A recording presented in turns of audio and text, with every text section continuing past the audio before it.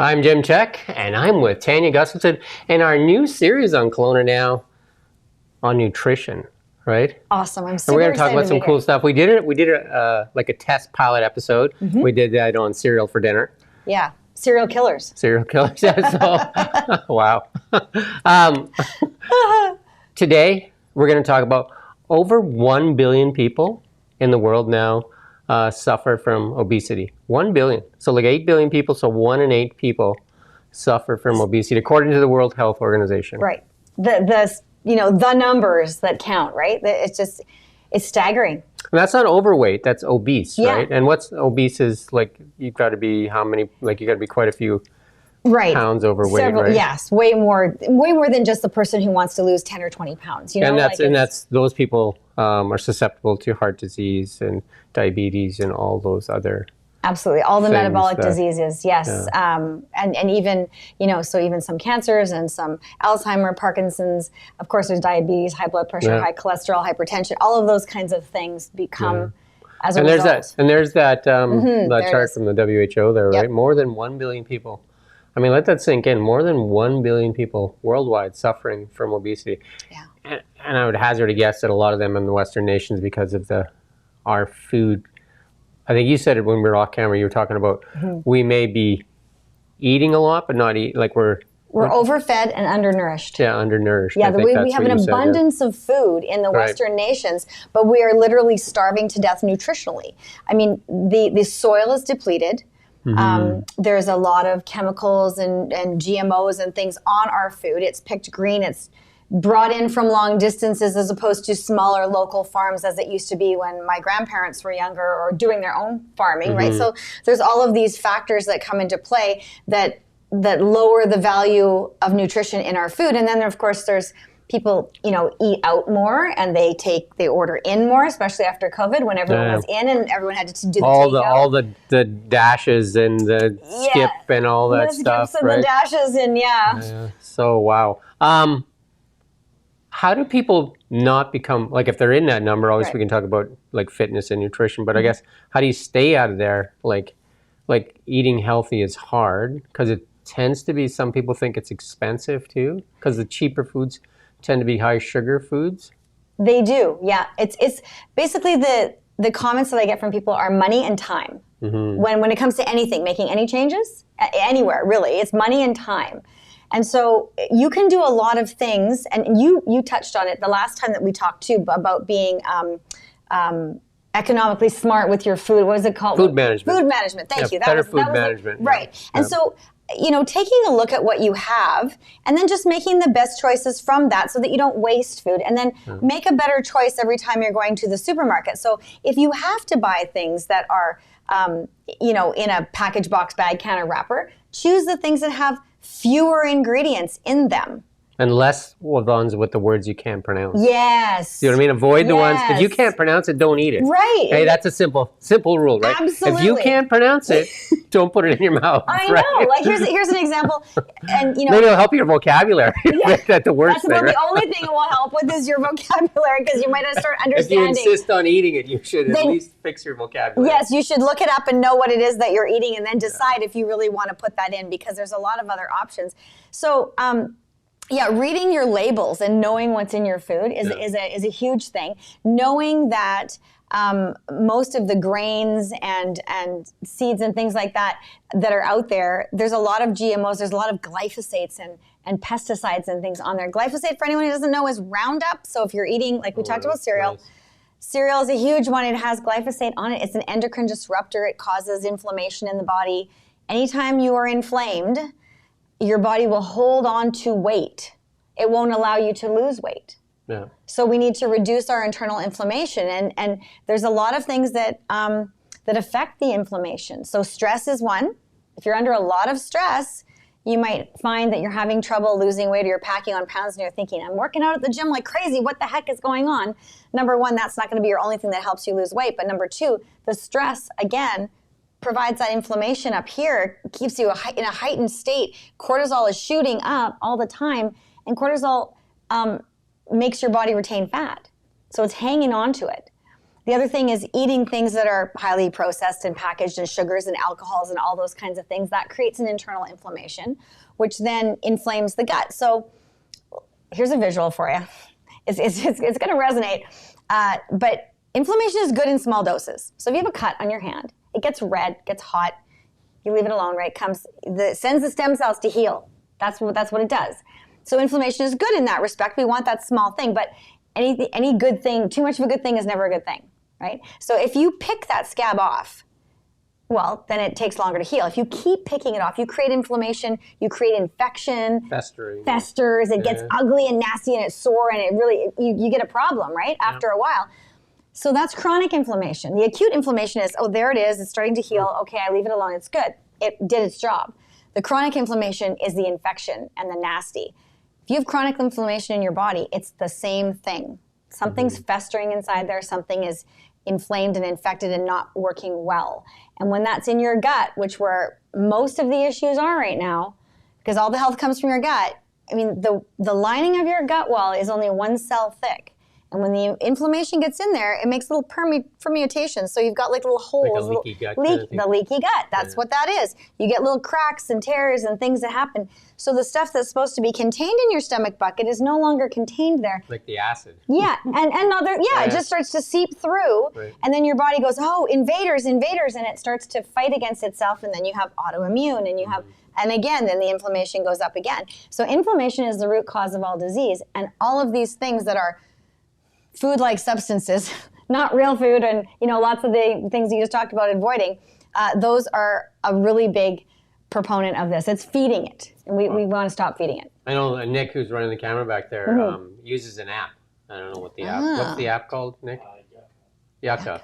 And then so you scan the product, and it gives you a score out of 1 out of 100 or something like that. And I think if it's a higher score, that's better. And if perfect. It's a low score, don't eat it. Okay. And I think it does everything from shampoo to wonderful. To whatever like you're putting on. Because a lot of the stuff, like even when you're using antiperspirant or shampoos or stuff like that, those chemicals are leaking into your system too. Right? They are.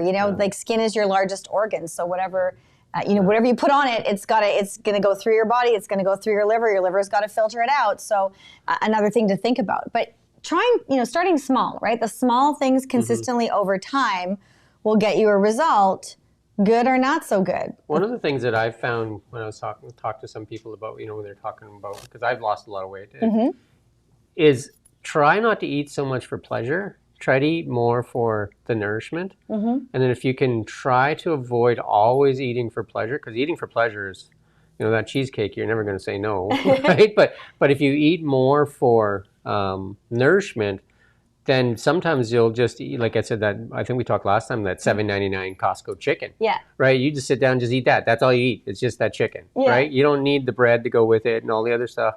Just eat that chicken. You don't need to cover it in gravy or potatoes or anything, right? But you can have the vegetables and the salad. Sure. I'm just saying, like, if you just eat to eat properly, and for breakfast have 4 boiled eggs. Yeah. Right, or something like that.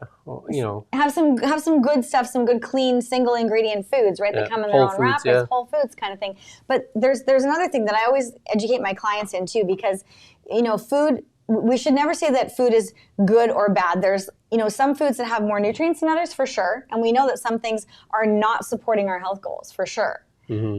But it's unrealistic, really, for people to say that, oh, you're never going to eat that again, right? Like it's just hard, right? It's really hard. But so if we think about food fuels your body and it fuels your soul, we need both.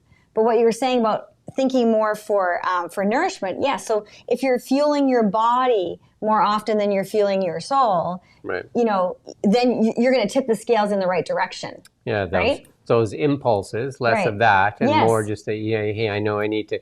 Like, I even think, like, if you have to start small, start with breakfast, eat a protein breakfast, like eggs. Always protein for breakfast. And just no sugar at all, no double, no, if you're going to drink coffee, drink it black. And that'll give you a good base. That'll give you a good start to the day, and then maybe you expand it into your lunch, into your dinner.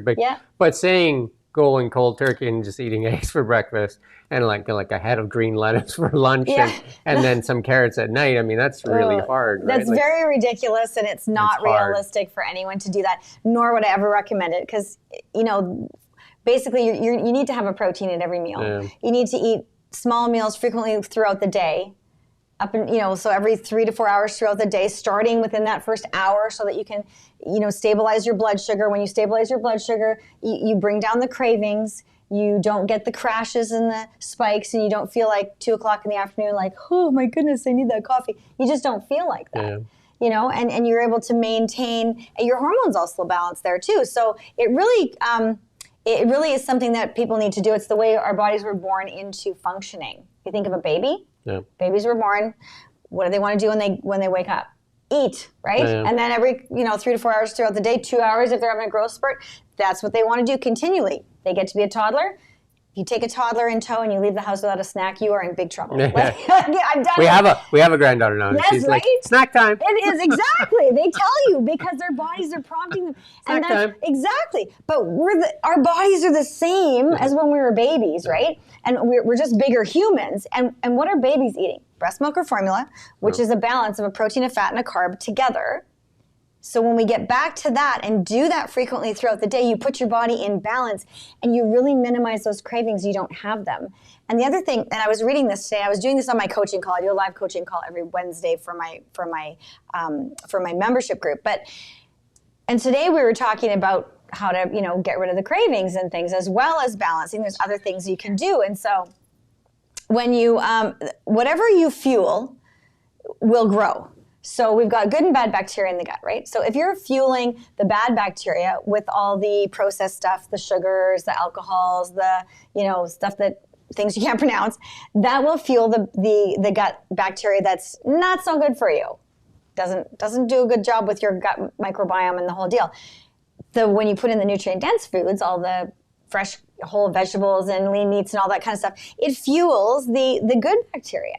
So if we think about adding more of the good stuff to build up that good bacteria, you will naturally gravitate towards choosing more healthy foods more often. And so as you choose more healthy foods more often, this one gradually goes down. Yep. Because there's no more room there, right? Your body is physiologically not telling you to choose the bad stuff anymore. It's telling you to choose the healthy stuff and telling you to leave the other stuff alone for a while.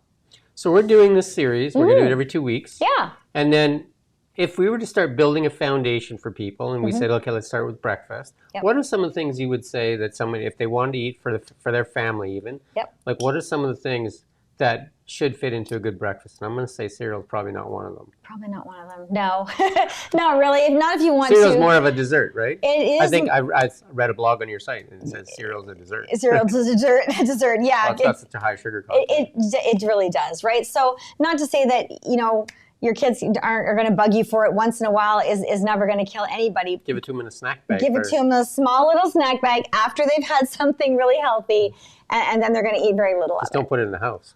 Yeah, and don't bring it in the house if you don't want it there. Exactly. And when you educate them of hey, how do you feel after you've had this? And if they've been running around cranky and what kind of a mood are you in? Oh, once they realize that, kids are pretty smart, and they realize, I had more energy playing soccer because I had this. Oh, I had more energy at the gymnastics club because, mom gave me this instead of that, right? So healthy breakfast, the eggs are great.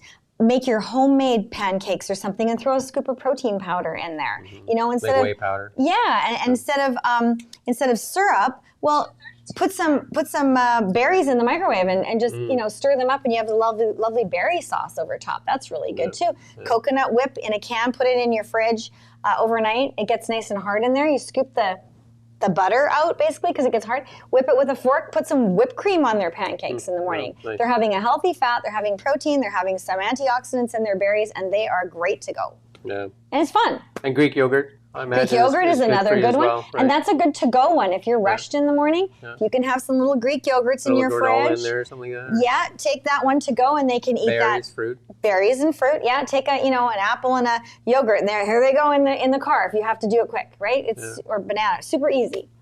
Yeah, and those are all healthy things. They will arrive at school healthy. Because I used to coach a lot too, and I would say to the kids, putting in a good foundation. Yep. Prior to a game will help you a lot on, as you need that fuel, you're going to get good fuel as opposed to that quick burn stuff. Yeah, exactly. Oh yeah, you're going to get more mileage. They're going to get way more mileage, and they're going to be stronger and faster, more alert. They'll have faster response time, better muscle recovery when they injure.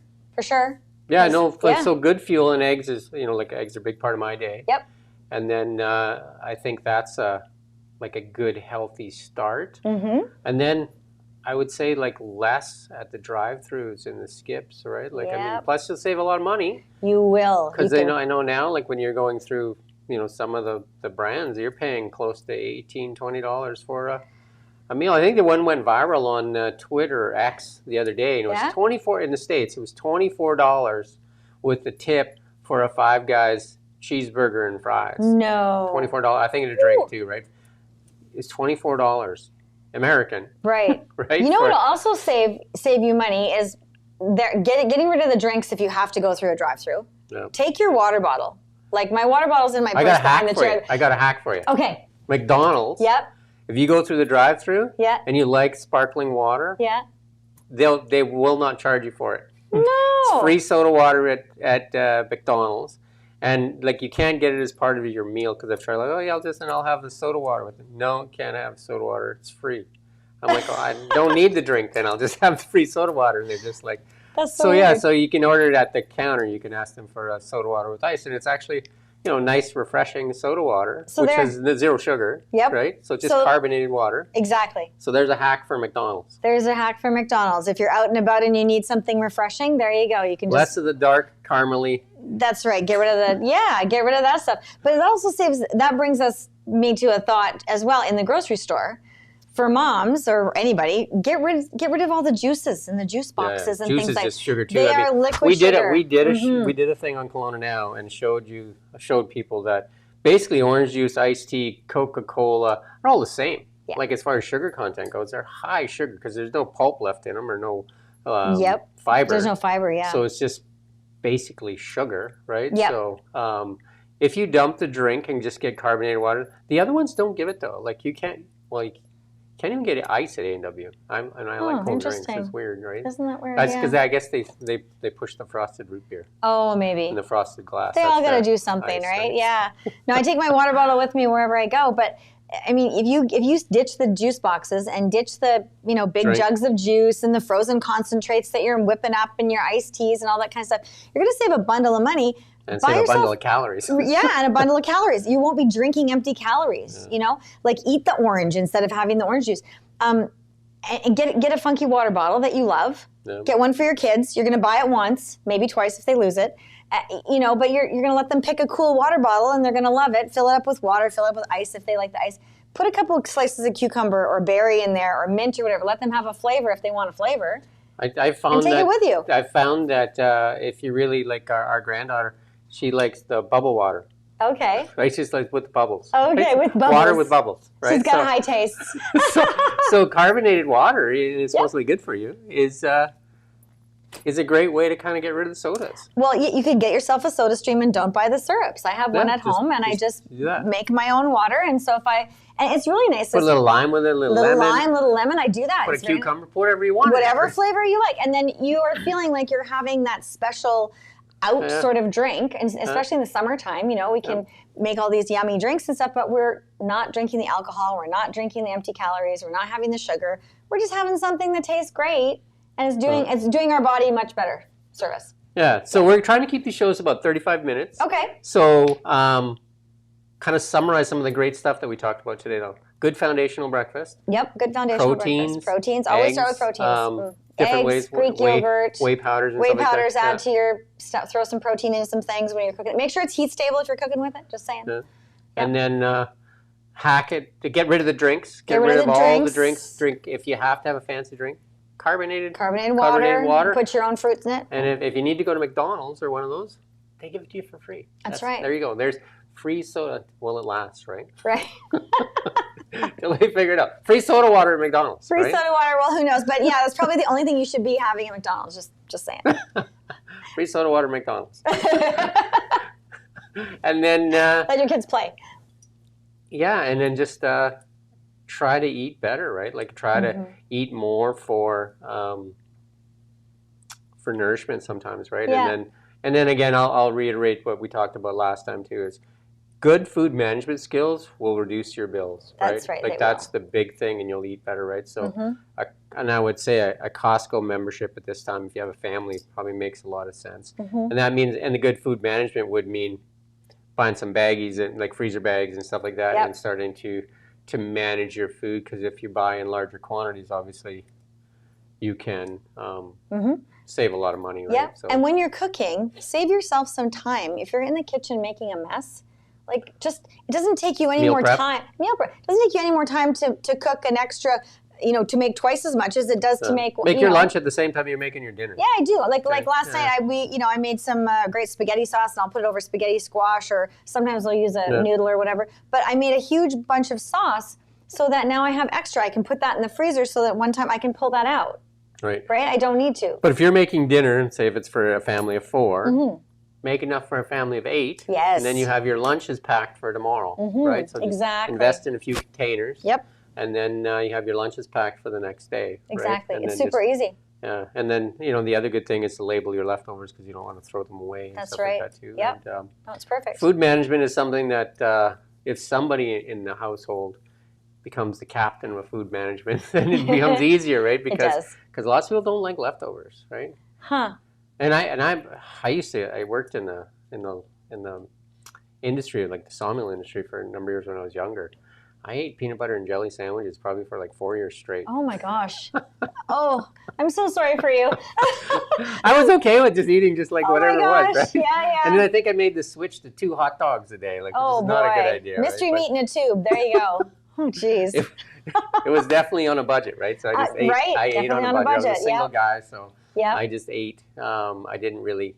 We went out to eat after, like we ate out, a couple times a week. And then you kind of like splurged a little bit. But for my regular eating, it was pretty mundane. Pretty mundane and kind of void of nutrition. So now I just try to eat better, right? So yeah, like I exactly. said, like one of the big hacks that Costco chicken, $7.99, cooked.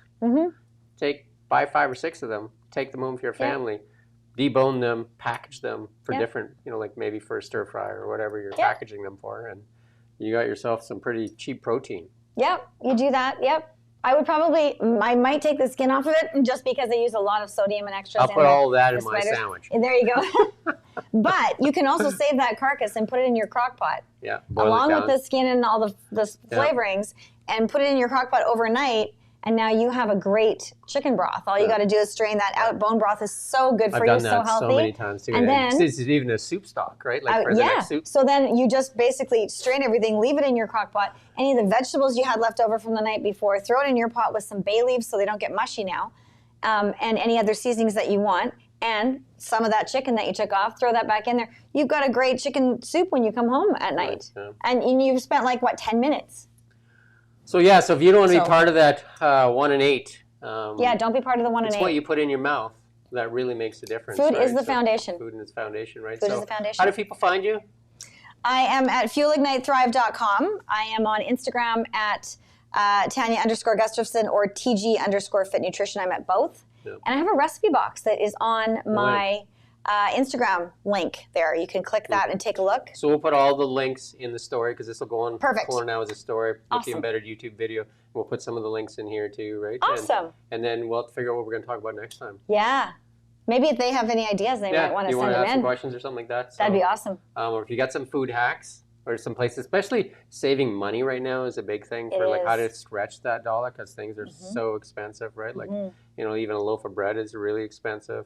Yep. Some people are starting to make their own. I know that there's a sourdough recipe. Like people, my husband makes his own sourdough, and then I guess you got to get the sourdough starter from somebody. Yeah, you can also make your own. I am not the sourdough queen in my house. I think it's I leave that to my husband. He loves it. Passing it on to each other. It's so fun, right? Yes, it is kind of fun. But yeah, my husband does that, and it turns out pretty good most of the time. He likes it. I love sourdough. That's the only bread we kind of eat right now too, is sourdough. So so baking yourself. I know a lot of people don't have a lot of time, and a lot of people are buying a lot of groceries. I mean, not groceries, a lot of like delivery service, and they're paying a lot of fees too, right? It's a lot of fees. Yeah. You pay for convenience. I know. So if you can organize your time. How many fees are you paying? So if you can organize your time and do your food management and eliminate the stuff that's empty, you can save yourself a whole whack of cash. Just saying. If you refuse to use the delivery services and you have to go get it, you'll get a lot less of it. Do you know what I mean? Like if you say, instead of just like your app and you scroll and you just like click, click, and you just wait and for, just the, never wait go to for the door to ring. Right? And never go to the grocery store hungry. Yeah, never go to the grocery store. Never. Hungry. You always, if you have to, you eat a protein bar in the parking lot before you go in, because if your hormones are going crazy and your cortisol is spiking, you will put things in your cart that you'll get home and go, what the heck did I buy that? Remember during COVID when they roped off certain areas of stores? They should just rope off the middle aisles. Yes, the cookie aisle should be roped off. All everything in the middle is all the packaged food. There you go. All the whole foods are on the, just shop the perimeter. Shop the perimeter. The bakery's on the perimeter too, so you got to be kind of careful on that one. Avoid that one. But you kind of like, maybe they could extend the rope. Anyway, thank you for coming in again. We'll see you in a couple of weeks. Yeah. And thank you for watching Kelowna Now.